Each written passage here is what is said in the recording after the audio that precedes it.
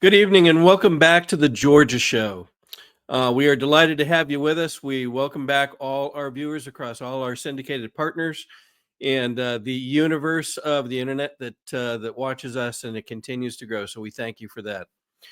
Before we get going, we as always we want to help you help us, and that is by helping us continue to invest in the best way possible, so that we can bring you the most complete reporting, the fastest news, the most complete news that we possibly can. The best way for you to do that is, if you have the means, please consider investing in our no ad subscriptions. They are $10 per month or $100 for the year, and allow you to view any of our digital properties all the way across the country and really around the world with no ads. So here in Georgia, go to georgiarecord.com and you will find links to all our digital properties all the way across the country. But in addition, you will see the little ad on the right-hand side that allows you to sign up for the no ad subscription, and we appreciate you doing that. It helps us do our very best job for you. So thank you for that.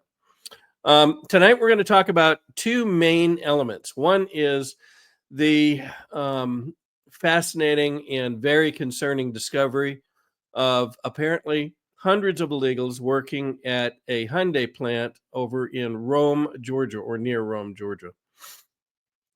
We believe that this is not an isolated case necessarily. We'll explore that a little bit based on the data that we currently have in hand. We're going to talk about the circumstances of what was found, and we'll get thoughts from Mallory Staples as to what may be circling around this instance. Later on in the show, we will also hear about an algorithm that a voter roll expert has discovered that may lead to some clues about how Georgia's voter rolls could be being tampered with and resulting in, very frankly, mistaken, missing, wrong votes, or indeed fraud itself. So we'll hear about that in the back half of the show. Before we get going, let's hear from one of our key favorite sponsors, David Cross. This is a special report. Knowing how to invest your money is harder than ever before. Dealing with stock market volatility, record debt, and terrorist attacks requires new thinking. At U.S. Asset Management, we can help you see the world more clearly so that you can move beyond the chaos and invest with confidence. Call us, visit us online, or drop by our office. U.S. Asset Management, helping you make better decisions with your money. Okay. So yesterday morning, we saw some fascinating and concerning reports coming from some of the bigger names on Twitter, one of which, the Wall Street Apes. And let's take a look at what they had to show. They talked about ICE having made apparently a raid, if you will, on a Hyundai plant here in Georgia over near Rome. And there's a video of one of the workers, one of the people that was there, reporting that, in fact, a number of people made a run for it, knowing apparently that they would be called into question by the agents of ICE. In addition, it states that this individual, I believe, estimates that 80 to 90% of that particular workforce appears to have been illegal Venezuelans. And you'll recall from previous reporting that Venezuela is the seat of one of the gangs that we've talked about in the past, Trendiragua. And in fact, the killer of Lake and Riley appears to have been associated with Trendiragua, and they have been reported in other areas around Georgia in the past months. So let's hear what this gentleman had to say just after this whole thing occurred, and then we'll explore it just a little bit more. Trabajo es una planta de Hyundai que están realizando. If you look down at the bottom, you'll see in white a translation of what he's saying, as much of what he says is in Spanish. Let's go ahead and start this one more time so you can read that. It's down at the bottom in white. Estamos aquí en mi trabajo, es una planta de Hyundai que están realizando carros a batería eléctricos, pero ahí hoy día vino inmigración y salieron cientos de personas. Se fueron, algunos salieron corriendo, saltando las cercas. Aquí estamos, está mi grupo aquí esperando a ver qué es lo que hacemos. Aquí los americanos están tratando de proteger a las personas que no tienen documentos, que piensan que no tienen el estatus legal aquí. Y nos pararon el trabajo hoy día nada más para esperar un poquito y ver qué es lo que pasa, para después ver si regresamos a trabajar o no. Todos preocupados por nosotros. Aquí el 80-90% de los que trabajan en mi grupo, por ejemplo, son venezolanos. Y todos tienen un estatus para quedarse aquí, pero no, aún así tiene miedo a la gente. Hoy pasó eso. Vino acá ICE, que le llaman ICE, ¿no? Para poder hacer una redada en nuestro trabajo. Y aquí están los americanos tratando también de ayudar y proteger y preguntar cuál es el caso de cada uno de nosotros. Okay, so a couple comments on the way and the manner in which he commented on this. He talked about folks trying to help those who didn't have a documentation. He talked about many leaving, running in some cases, and jumping over fences to get away from ICE. So clearly, this was not a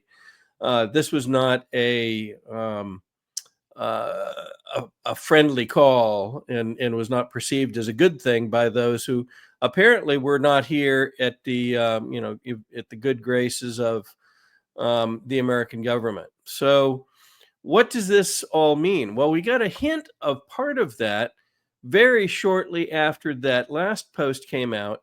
Colton Moore added something to it, and in his post, bear with me for just a moment here.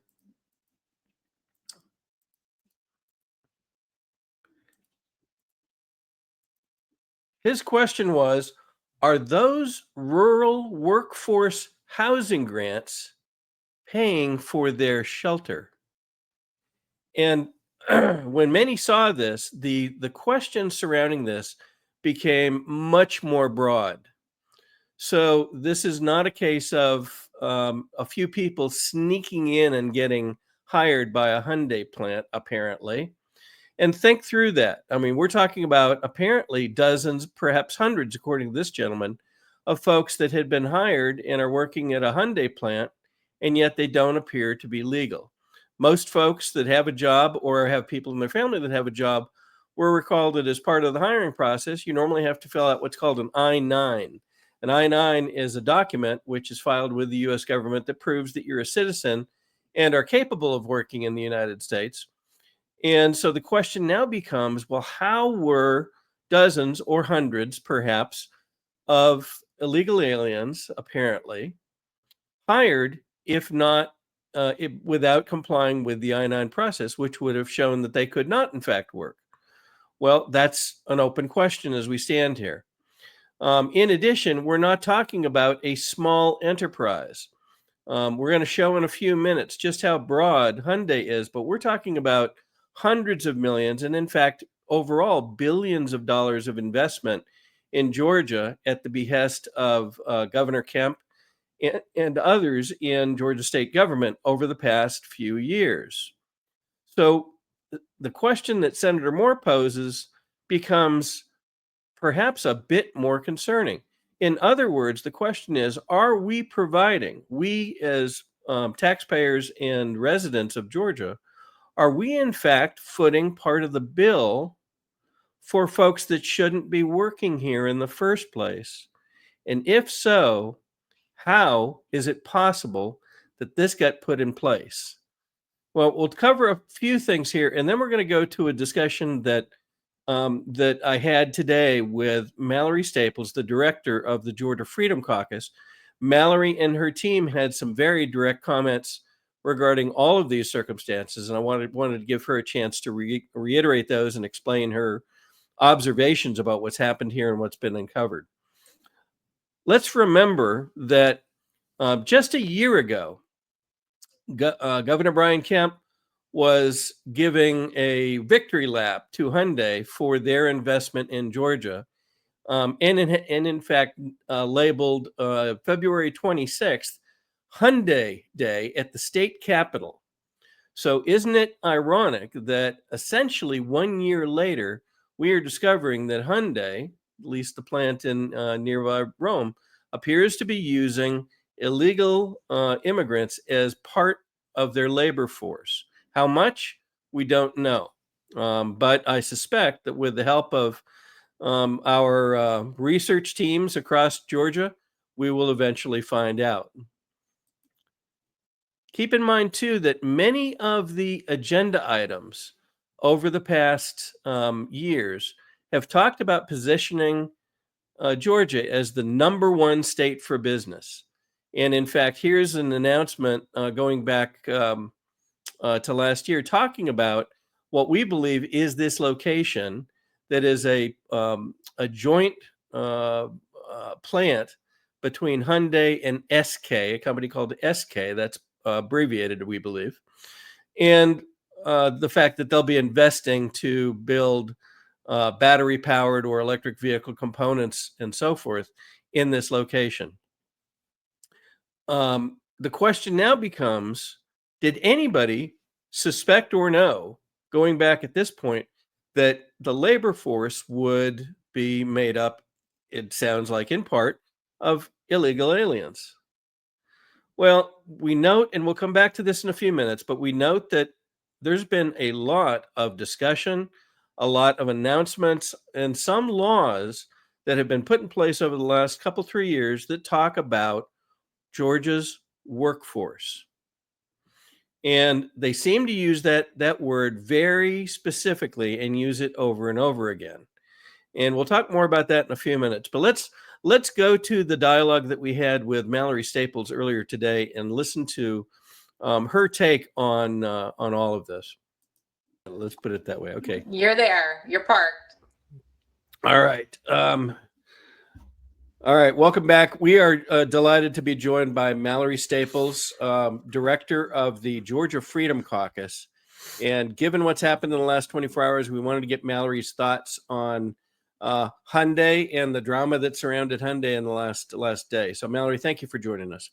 Oh, I'm so happy to be here. Thank you for having me and always helping the Freedom Caucus out when we need you to reach the grassroots and get our message out there. You just never fail us. So thank you so much. Very, very happy to do so. We're all one team, aren't we? At the end of the day. Yep. So yesterday, ICE descended on a location of the Hyundai company in Rome, Georgia. And apparently many of the employees ran, is what I'm hearing, for fence lines and other things to get the heck out of there because apparently they're not legal employees. So this opens a lot of questions, but let me ask your initial read on what we learned from that, and then we'll go a little bit deeper. Yeah, well, I mean, God bless Tom Homan. I just have to celebrate, the wins. The fact that ICE has been released to do their job is amazing, and we certainly need them here in Georgia. As you well know and documented in your most recent newsletter, last February, Senator Colson Moore was at the airport where we got footage of illegals being trafficked. I mean, it's human trafficking here into the state of Georgia, and no one did a thing. It made national news, and no one within office who calls themselves a Republican or otherwise did anything. And as a matter of fact, Colton was told that he was making things up and that you couldn't prove that. And the grassroots really ran with it, and the independent media as well. And it was such a rabbit hole, just absolutely undeniable. We know that we lost Lake and Riley this past year to this type of illegal, violent, criminal, illegal, being in the state of Georgia, but illegal nonetheless. I will back up and say that previous session, the Georgia Freedom Caucus brought light to the fact that in the surplus budget, there was some almost $5 billion there that was being allocated to electric motor vehicle plants here in the state of Georgia, 4 of which sit on the border of Georgia and other states. Brian Kemp, our governor, has touted last session that he wanted Georgia to be the #1 state in the country for electric motor vehicle production, which is idiocy. I mean, that industry is all but collapsed, I think, at this point. Terrible use of funds, not what the people wanted whatsoever, but nonetheless. And we reported that their trainings, their transportation, their room and board were being funded by grants that were being given out of the surplus budget.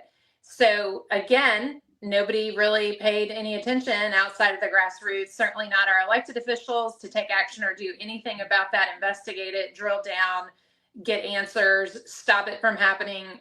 Nothing, like absolutely nothing. And then, yes, all of those scenarios then collided yesterday as ICE, under the direction of Tom Homan, showed up at the Hyundai plant and was reported people were fleeing for their lives. And then the one gentleman documented and gave validity to the fact that a very high percentage of them were not legal. And so they're working there, and taxpayers are getting up every day, going to work, working hard, trying to protect their retirement plans, paying their taxes, following the law, doing what's required of them, actually getting taxed left and right. I mean, from property taxes to sales tax to income tax, and paying for these people who broke the law as their first activity in the United States of America to live, subsidizing their lives on their back. And it should make everyone's blood boil that our Republican leadership is allowing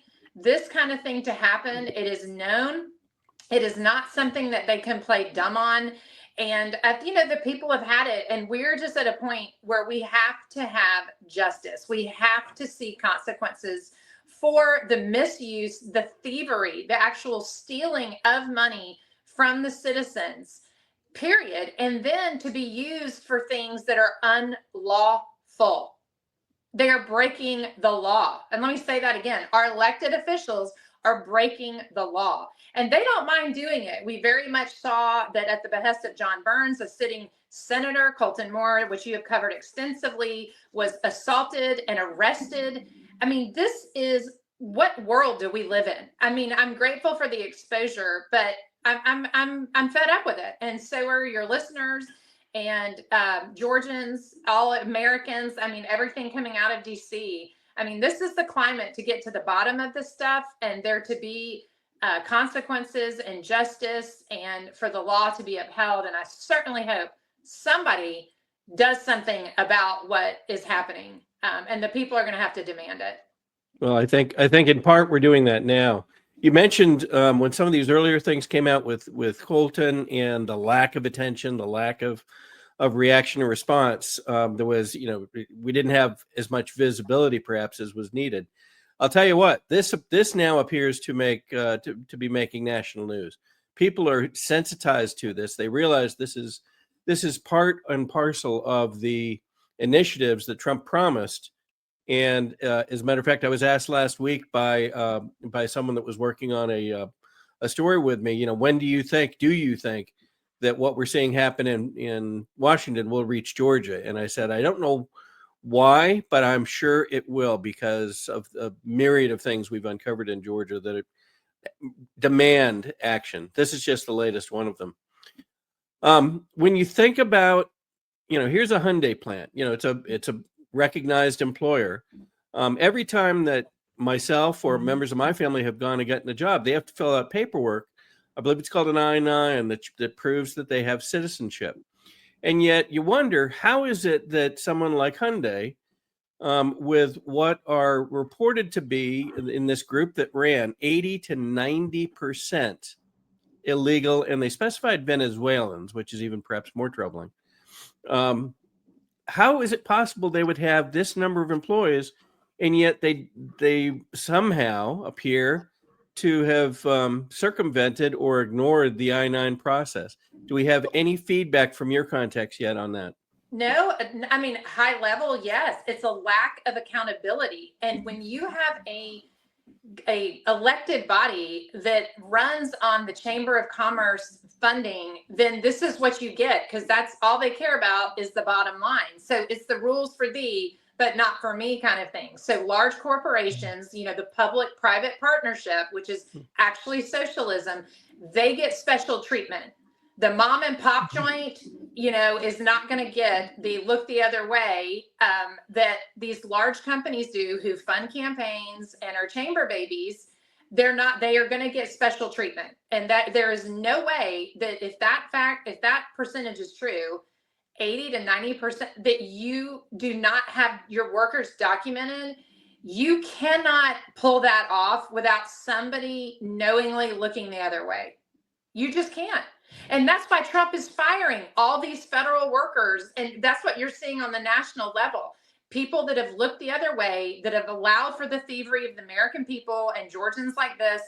This is what has to stop, because it has been allowed. It's been condoned, obviously. And people are fed up with it. But the government, as I just said, and you saw in that last segment, the government runs on lobbyists. They do not function at the will of the people. And so you can follow the money, follow the money, follow the money. And this is what you see. Yeah. When we take that to the next step, and you begin to look back at the choices that have been made over these past, I'll call it 3 years, there seems to be some language that has come up again and again and again that now we may see in a new light. Specifically, so many priorities that Kemp and others, but Kemp specifically has talked about, that wrap around workforce. Yes. And it now begs the question, well, what did he mean by workforce? And what was the function of these various pieces of legislation, various choices that have been made to supposedly help Georgians get employed?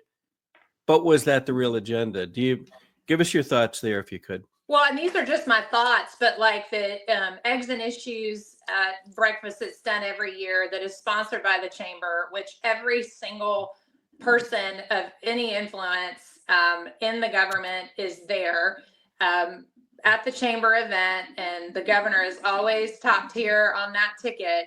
Everyone knows that all the chamber cares about is cheap labor. They are proponents nationally of open borders because they want a cheap workforce. And so to me, it is not much of a leap to connect those dots. And so when our government is very concerned with workforce housing and workforce subsidies, that is the workforce. I mean, at this Hyundai plant, that is the workforce. You know, this is not even speculation.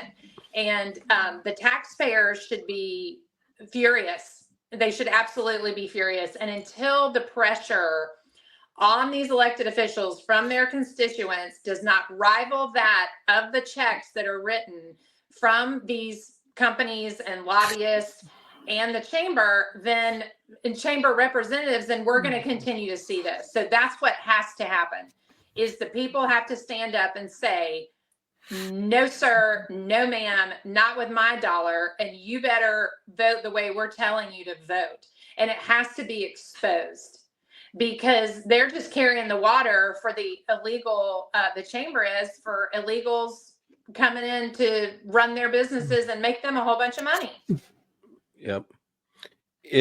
Given what we've seen in these last few weeks, USAID, all the NGOs, I don't know if we've talked about it, but there's been 1.5 million NGOs found to be operating in the United States, many of which are getting funding sources. They're moving money back and forth. They're so forth.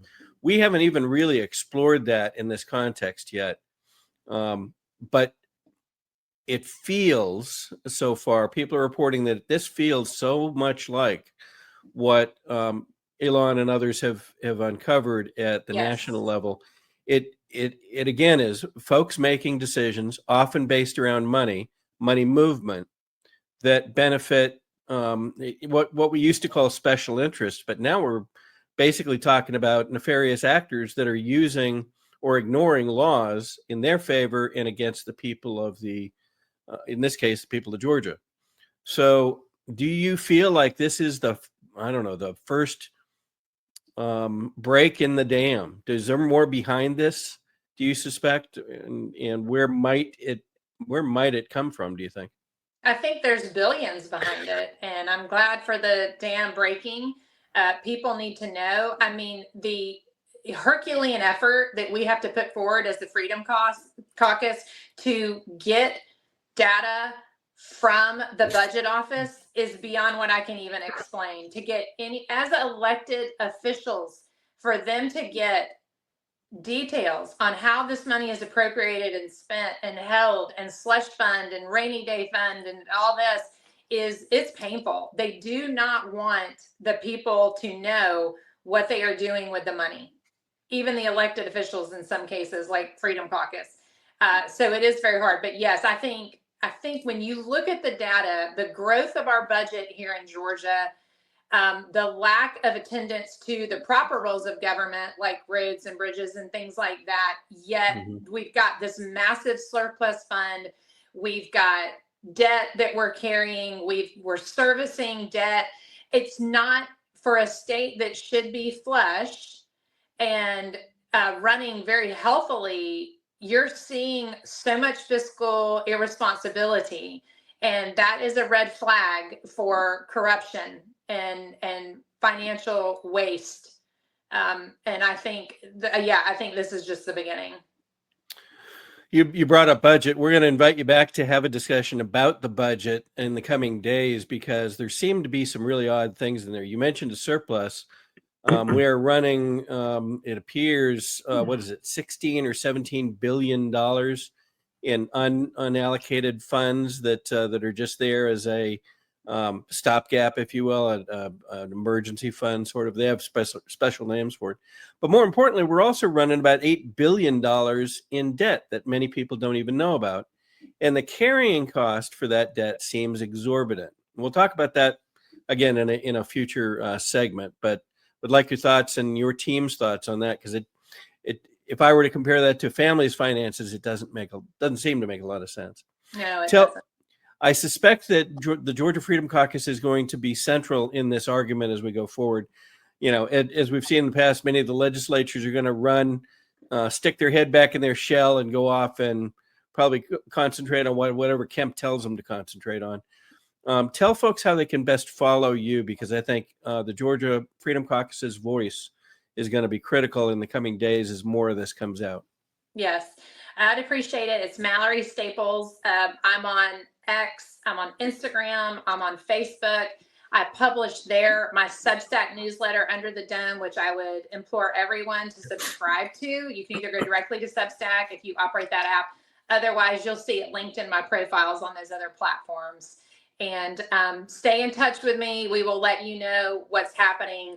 We have an incredible team that is watching and reading all of these bills and resolutions and protecting the people in the state of Georgia. But we need you guys to activate with that information that we give you and communicate with your House reps and senators and our executive branch as to what you do want to happen in your state with That's your right. money.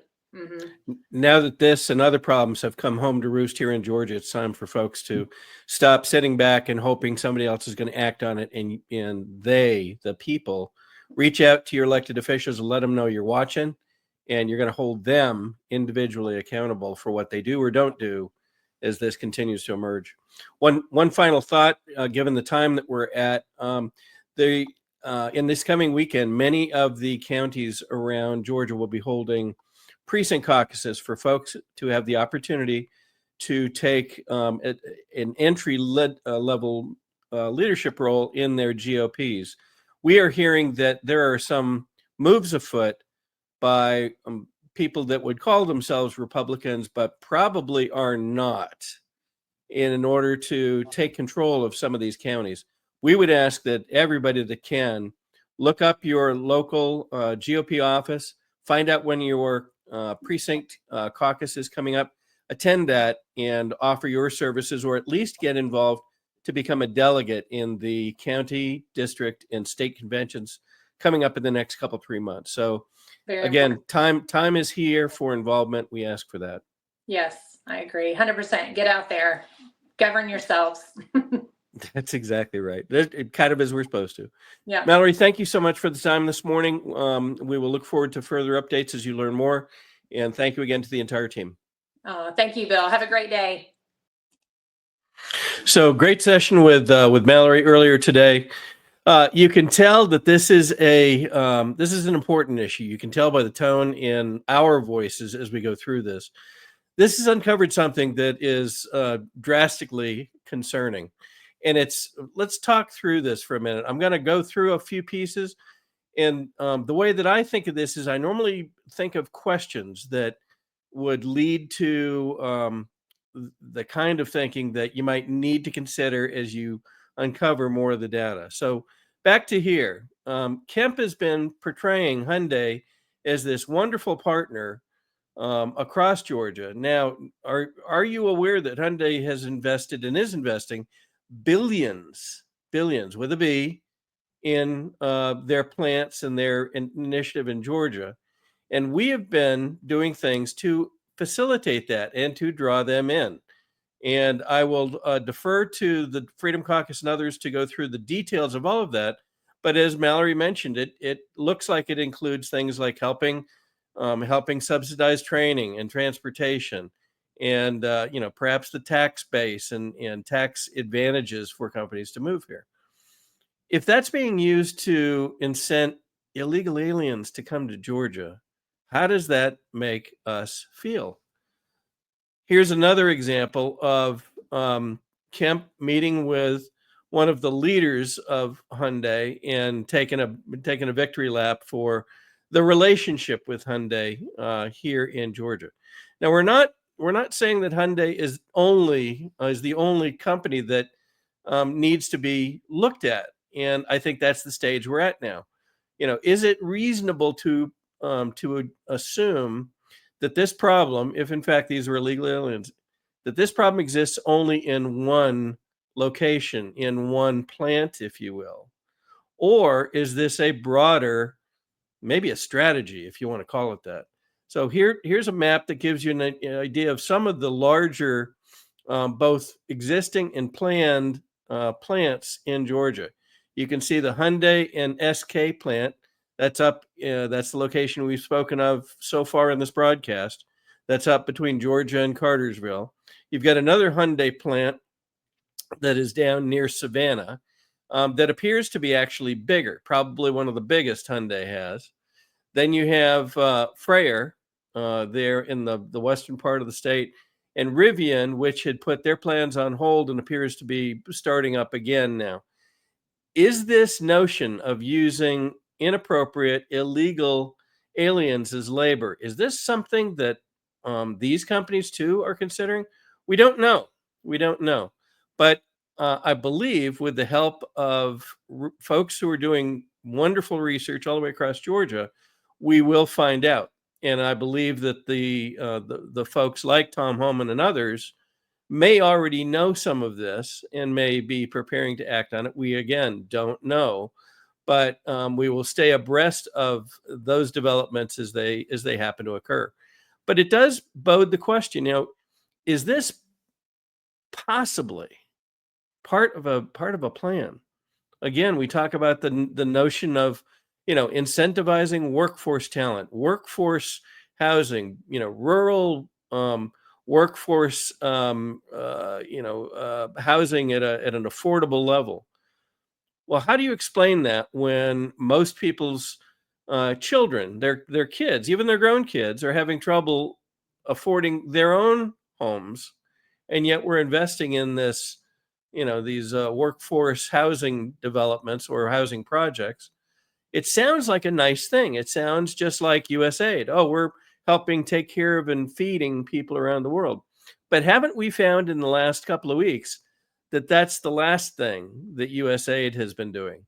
They've been spending money hand over fist in all kinds of directions. But when you look at the pictures about them, there's always a stack of rice bags, but never the true vision of what they're investing in. And usually you wouldn't want to see it anyway, because it has to do with their own agendas and the agendas of many NGOs that they're funding. So again, here's other examples in the past year and a half, where there's been meetings upon meetings, glad handing and all the stuff about workplace and workforce progress. Going forward, we recommend that folks look at this and then ask questions. Well, what is exactly in this bill that talks about workforce? What is being done in this initiative? Where is it being spent? Who is it being spent to support? And how will it affect the employment of real, Georgians and their children and their grandchildren. So, again, a troubling set of circumstances these last 24 hours, but something that we believe must be investigated.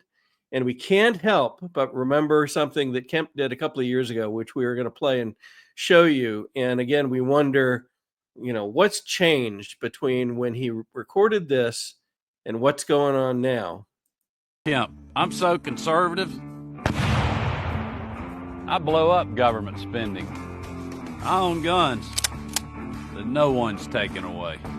My chainsaw's ready to rip up some regulations.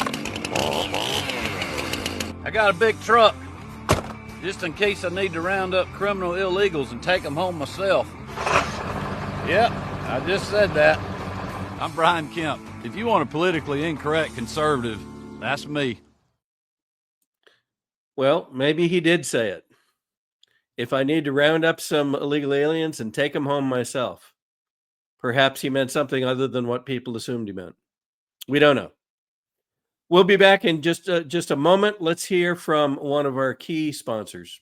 Well, in the case of hydroxychloroquine and ivermectin, these are two medications that have been FDA approved for use in humans for decades. They are very, very inexpensive. Interestingly, available over the counter in almost every other country other than the US and Canada. You can just walk into a pharmacy and buy them like we buy Tylenol in much of the world because they're that safe.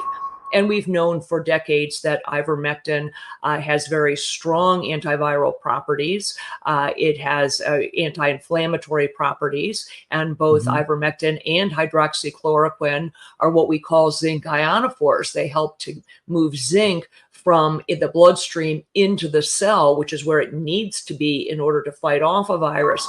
So lots of application for these, and we have every reason to believe that those drugs also will likely have some efficacy against H5N1 or a number of other respiratory viruses that we may meet down the road. So again, we thank the Wellness Company for being such a wonderful sponsor. They are doing great work to make sure that folks can stay resilient and be prepared no matter what's coming, whether it's flu, whether it's bird flu, or something else. So please visit the Wellness Company and twc.health, CDM, and make sure you take advantage of the preparations that they have. The next segment is going to talk about an algorithm, or perhaps a set of algorithms in some cases, that have been discovered that are associated with Georgia's voter rolls. And we are coming up to a press conference, which will cover this in more depth next week on the 24th. But Field Searcy, one of the founders of Georgians for Truth, was kind enough to set up an advance debut, if you will, or advance preview of some of the findings of Dr. Jerome Corsi. And we were able to hear about those earlier today. So we're going to go ahead and play this and pay attention, and you'll hear some very odd things that have been identified going on within the voter rolls within Georgia. All right. Welcome back to the Georgia Show. We are joined this morning by Field Searcy, who is one of the founders of Georgians for Truth. Field, thank you for being here. Thank you, Bill. Dr. Jerome Corsi, who holds a PhD from Harvard University's Department of Government. He has worked with the National Science Foundation on some of their studies and has been granted a national security clearance to be able to work with the State Department in the area of terrorism. So, Doctor, thank you so much for joining us this morning. My great pleasure. Thank you. The work I did with terrorism goes back to the 1980s, and so that was part of my academic career. And as my PhD in political science, I've been doing voter data for decades. And so the work on voter integrity in Georgia is right up my alley. And I'm very much looking forward to explaining to you the voter fraud we've detected, the election fraud within the Georgia state database maintained by the Secretary of State of voter registrations. I think it's going to be shocking for many people to hear what we have to say today. Well, thank you, Doctor. We have reported extensively for the past 4 years on the nature of voter rolls and the fact that when they are not maintained and are not clean, if you will, they form very much a gateway to misuse, mistakes, and outright fraud in many cases. And so we're delighted to hear your findings. We'll talk a little bit later about another venue that will be sponsored. It is being sponsored by Georgians for Truth. Well, you'll be able to explain this in even more depth in the coming couple of weeks. But let's go ahead. You've done some study on Georgia, and many people here in Georgia know that for reasons we can't really understand, Georgia has a track record of having some of the oddest election results of anywhere in the country. There seems to be something amiss here. So let me turn it over to you, Doctor, and take us down the path of what you've done and what the findings have shown. Well, thank you. I mean, our website, by the way, is gods5stones.com after David and Goliath. GODS with no apostrophe. You spell out the word five, F-I-V-E, and stones plural. And so a lot of what I'll be discussing today, including many videos and articles, are on gods5stones.com. Now, in the Georgia election, our really genius analyst who found these, what we call algorithms, these codes that are in the state voter registration database, have appeared in Georgia as well. And what these codes do is that it allows the criminals who have the passwords to the Secretary of State computers, can get into the Secretary of State computers, I think largely surreptitiously, and they can create false voters. So they take, for instance, my name as a voter, and maybe I'm a legitimate voter in the state, and they make 4 more of me with my name, but give them each a different date of birth. So they look like 4 different records. The fact is 3 of them are fake. 3 of them are fictitious. They may give them different addresses. They go file with the DMV and get an address for the fake ones. So it can be quite elaborately done. And these false votes, these worms or these moles, get hidden in the database. So if you see them and not easily recognizable unless you're searching for them, unless you understand the codes that are there.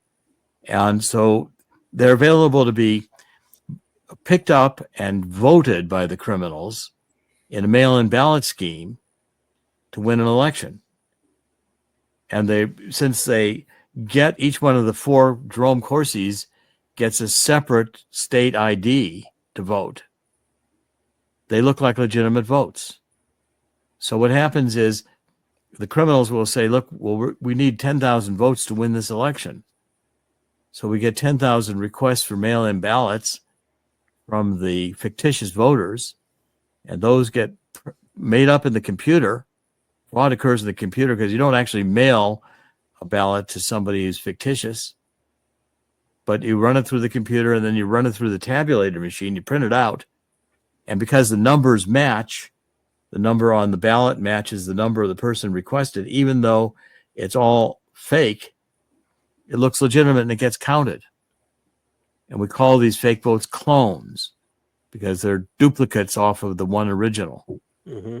Okay, so we've got a couple of slides. Field, if you can show the first slide, what we are doing in this presentation, which I'll be making in Georgia here in the coming week. So we search for, if you see the matching methods, we say, well, how many people in this database have the same first name, same last name, and the same year of birth? In Georgia, they don't actually put down the date of birth. They use the birth year. And how many people, first name, last name, middle name, and birth year? Okay, now, statistically, in a database the size of Georgia, there shouldn't be very many of these. There should not be a lot of people with named Jerome Corsi born in the same year. Mm-hmm. Think if there were 2 Jerome Corsis, they'd be at least born in different years. They were 2 different people. So the chances of these duplicates are very small. Now, if we go to the second slide, what we find is that in Georgia, under the first method, same first name, same last name, same year of birth, there's over 1 million cloned records, 1,176,645. Okay, and if you do go to the second method, which is more difficult because it's first name, last name, middle initial, and the year of birth, there's still 691,000 duplicate records. And 87.5% of these pairs are all active in the database with separate IDs so that they can be voted. Now, what this means is that there's a huge potential for fraud, because in a database, which in Georgia, I believe, has about 7 million. The populations here, Georgia has a voter roll of 7,219,904 voters, and of those, if you get, as we're saying here, 1,176,645 matches on name and age, that's like more than 1 out of every 7 records in the Georgia voter roll maintained by the Secretary of State are illegitimate. They're illegal, because according to the Maine Voter Act, HAVA, the Help America Vote Act in 2002, the law is that, federal law, that a voter can have only one legitimate voter ID number. But if we've got 4 Jerome Corsis and they all have their own voter ID number and they're all really me, 3 of them fictitious, well, that's against the law. And so therefore the Georgia state voter registration database is illegal. It's corrupt under law. We don't have to prove any given election was stolen to know that this database should be challenged as corrupt beyond repair. And even if you try to take out all the duplicate records, if the code, the passwords were still in the system itself, in the computer of the Secretary of State that's used to keep the voter rolls, well, the criminals could just redo it. So you really have to start from the beginning and throw the whole thing away and start over again. And let me, if I may, I have a couple of questions to make sure I'm understanding the depth of this, because it seems quite profound. On several occasions in the past couple of years, maybe 3 years, Brad Raffensperger, our Secretary of State, has claimed that we have the cleanest voter records of anybody in the country. This seems to call that directly into question, based on your findings. Yes. Yes, it's completely. It's either a lie or he's completely misinformed. And this would show up as well, perhaps, if I understand the numbers correctly, in what I'll call over-registration. In other words, areas, perhaps counties, that seem to have more registrations than are accounted for in voting age population, perhaps, in that county. Is that perhaps one of the ways this might exhibit itself? Yes, it can show up as just too many people registered to vote for that county. That can be one of the, because they created too many clones in that county. Right. And that happens. Yeah. The reason I ask that is one of our state election board officials, one of the ones that has typically been very much aligned to grassroots and in the concerns that folks have in Georgia, appeared recently, I guess in the last few months, and in the county in which she spoke, noted that there were apparently 113% registered in that county of the voting age population. In other words, as opposed to if everybody was registered, which is unusual in and of itself, there was 113% of that voting age population had in fact been registered and were registered at the time in that county. That seems beyond all reason, since you almost never see 100% registration in any area. So, that goes back to what we just said, I think, doesn't it? It could be one of the ways that this exhibits itself. It would be a prime suspect for this fraud of the duplicate voters being created, and someone was just careless and created too many. And I'd have to see the data to make sure that that was correct, but it would certainly be prima facie suspect of the fraud, given what we know about how the fraud is done. Very interesting. What have you observed regarding the results of Georgia's elections that call these findings directly into question? Are you able to see, the same people or multiple people voting in various areas, or people that appear to be multiple people, but in fact may in fact be the same person? Yes, well, what we're going to need to do is we're going to need to target specific races and go in and see who the voters were in that race and see if the people who voted were clones or mail-in ballots. We have to do a kind of focused analysis. Now, we've done this in Florida, and Florida's got a similar problem. But I want to explain another level of our work that I'm going to bring to Georgia, because I'm willing to do this in Georgia as well. First of all, God's Five Stones, and I'm personally working with President Trump's attorney. His name is Peter Ticktin, Ticktin, Peter Ticktin, of the Ticktin Law Group in Deerfield Beach, Florida. Peter Ticktin went to high school with Donald Trump in the military academy, and they have been lifelong friends. And what they found we're going at one race in particular, a Republican named Rocky Rockford, in the congressional race 14, which includes Tampa and St. Petersburg. He was a challenger against the incumbent Democrat Kathy Castor for a House seat in the U.S. House of Representatives, and Rocky Rockford lost.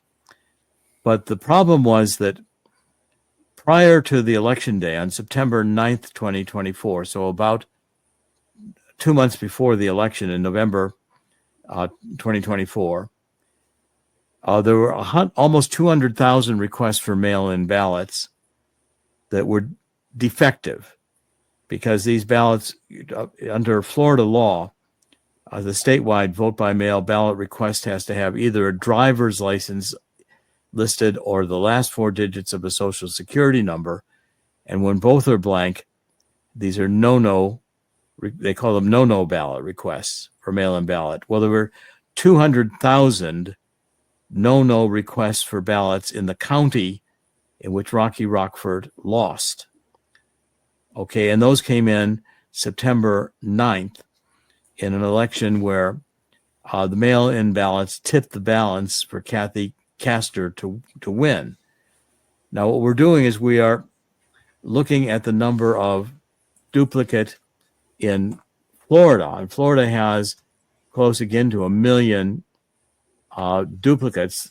They are in a database of voters of about 9 million voters, so about 1 out of every 9 of the records in Florida are illegal duplicates, these clones that were put in there because criminals knew the passwords and could get into the computer of in this case, the Florida State Board of Election.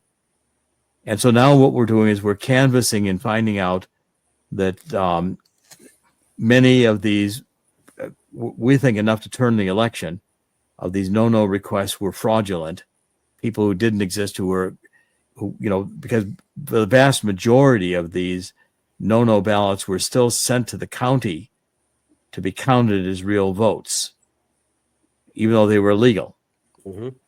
Okay, so we've now Peter Ticktin has filed a case challenging the Rocky Rockford case as having been fraudulent, and he's also filing a case in Tallahassee saying the Florida database of voters is so corrupt it's beyond repair. It has to be completely done over again. So they're in a separate ruling under the Federal Elections, the Federal Contested Elections Act. The U.S. House of Representatives Administrative Committee has already decided to formally investigate the Florida 14 race and provide the Speaker with options to go to a floor vote in the House, which could end up unseating the winner, Kathy Castor, the Democrat, and awarding the election to Rocky Rockford. So the Democrats could actually lose a seat in the House of Representatives, assuming that we win the court case and we are able to demonstrate, which we believe are going to be able to do in Florida, the fraud. And I want to return to Georgia in a minute here to also give you some background on what we found in Georgia, because I want to show you some specifics of how we can go in Georgia from voters who voted in 2024 to know that they were illegal votes. But first, let me let you comment. We actually have a case with Peter Tickton that I think, has an excellent chance. This will be our first. And if we can overturn an election for the House of Representatives, I think we're going to make national and international news. Very likely, very likely. And we have noted a number of challenges in Florida in various areas, but we have reported previously on a number of oddities, including those 200,000 ballots that were requested and apparently, at least in large part, voted. And you may in your findings have seen that they were requested, I believe, on a Sunday, which runs in the face of logic, because the voting office is closed on a Sunday. There'd be no way for those to be requested that day. So we'll be excited to hear the progress on that case. Well, and again, I think that these irregularities, and I'm going to show you some that were in Georgia as well. That another group, the Georgia Nerds, who we've been working with, have also done an extremely good job of highlighting the irregularities in Georgia that need to be examined. And I want to again return to that. A part of my visit to Georgia is going to be to try to identify cases where we can begin the same kind of forensic analysis. But I want to cite some work that was done by Kim Brooks and her Georgia Nerds that also highlight real problems in the 2004 vote for the general election in Georgia. Okay, we have just a couple of minutes left, so let's see if we can cover a little bit of that, and then we'll talk a little bit about the event that's coming up in a week, or just a little over a week. Well, for instance, the Georgia Nerds found that in early voting in 2024, there were about 3,000 early votes that were either supposedly in person or mail-in ballots that are recorded in the computers. That looking at a time frame just after the early voting, those 3,000 voter IDs had been removed from the voter roll database. They weren't there anymore. That's impossible. They had to have had a voter ID in order to have voted early or at any time. And so they were erased. They were removed, and probably those were illegal votes. We've also found that Kim Brooks reported that 50,000 purge votes, in excess of 50,000 purge votes, were reinserted into the Georgia Secretary of State voter rolls prior to the 2024 election. They found one case where someone had moved out of Georgia, had registered in Georgia when they lived there, so that voter was voted as if they still lived in Georgia, that record. Then that was removed from the database, and a clone of that was put into the database, and the clone voted. The clone was removed, and the original vote was put back in from the voter who no longer lived in Georgia. So we can document specific violations of Georgia law that use these algorithms to vote these fictitious voters as if they were real. And we can document that happened in Georgia in the 2024 election. Wow. This is this is very telling, very amazing that you all and the teams have been able to track this stuff down. Folks are going to be able to hear a lot of this. I want to do two things. Field, if I could call on you to talk about the event that's coming up on the 24th let's do that. And then I'd like to come back and Dr. Corsi, if you could once again, following that, remind folks how they can find out more about your work directly, that would be a help. Thank you. Thank you, Bill, for having both of us today and this opportunity to make more awareness of this issue in Georgia. It's one of the three core issues. One is the voting machines, which we've been talking about. The second thing is the voter rolls. And the third thing is the failure to follow our laws. But this second press conference we're doing for this year will be next Monday at 2 p.m. at the state capitol. We're titling it Voter Roll Veracity. And as you heard from Dr. Corsi, he will be speaking and talking about what he's just covered more in depth. But there's also other groups that have been working on this from different angles. And so we will also have the state director for United Sovereign Americans on the program Monday, Mike Nixon. And we will also have Dr. Rick Richards, who's been looking at this voter roll from a completely different angle. And we'll bring some interesting information. So we're bringing this from all different sides. You heard about Kim Brooks. There's the work of Mark Davis.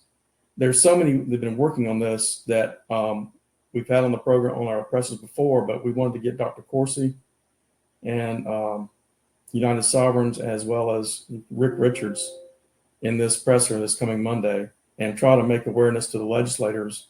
We need to do something. That's great. And then, Doctor, if you could, just one more time, if you would, please, and we'll probably add a quick slide later to just reinforce it for folks. Where can they go look at the work that you are accomplishing so they can learn more there? Our 501c3 tax deductible foundation is gods5stones.com. That's GODS, no apostrophe, just GODS. You spell out the word five, FIVE, and stones is plural. So gods5stones.com. That's our website. And you can see there that we have a lot of different state reports that Andrew Paquette has done, a lot of videos I've done which try to make it a common sense explanation of what we're finding, articles I've written, and other materials which are on the voter fraud issue. And that is our 501c3 organization. We want to raise enough funds. It's imperative that we get these algorithms out of the state voter registration rolls before the midterm elections in 2026, where we believe the Democrats will try to steal the House and the Senate. They did not use, after we exposed these algorithms, the 2024 election, the Democrats did not use the algorithms in the battleground states to steal the presidential election, but they were used extensively in the down ballot elections, including for the U.S. House and Senate, as well as for various state offices. And so therefore, we've got to get rid of these before we have a midterm election that could compromise or steal Democratic majorities voted in by algorithms rather than by the voters. Yep.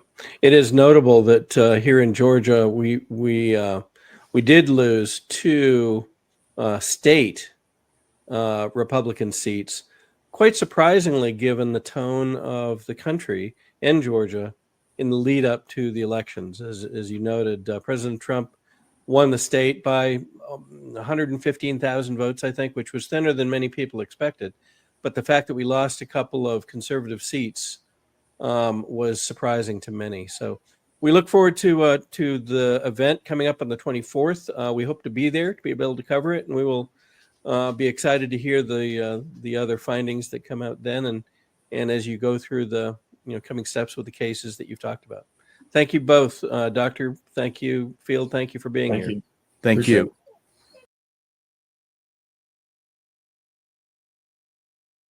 Great segment with Field and Dr. Corsi. Once again, in counties across Georgia, there is a precinct caucus coming up in many of them this Saturday. We recommend and ask that those that can get involved, reach your local GOP, attend, offer to be a delegate for the coming county, district, and state conventions.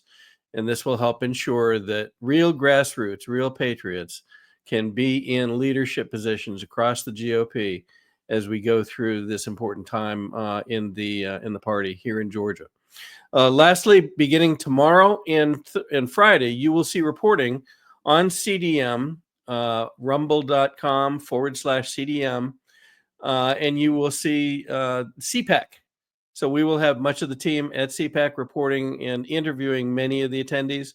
It is going to be an amazing few days as we're up there.